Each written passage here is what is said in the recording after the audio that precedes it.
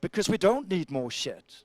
And we don't need more brands trying to pitch us yet another sneaker, but we might actually need brands who want to help us learn new stuff.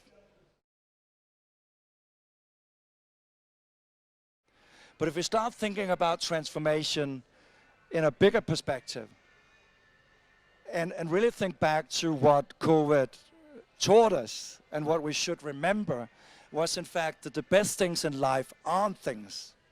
I don't know how many of you suddenly picked up a new music instrument or started writing poetry.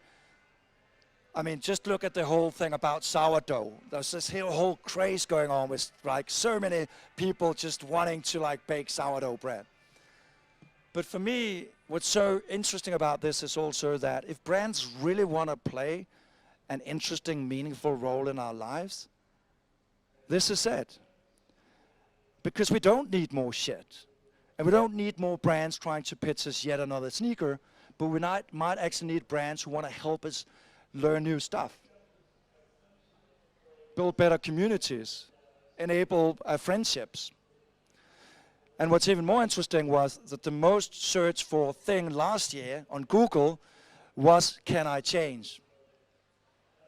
And I think most of us in this period have thought about change, even changing our jobs. So what if this could be the platform which brands can hold on to and live?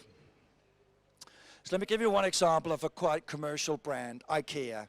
We all know what IKEA is famous for, right? Breaking up couples. You cannot go into an IKEA store without getting into an argument with your loved one. Happens each and every time.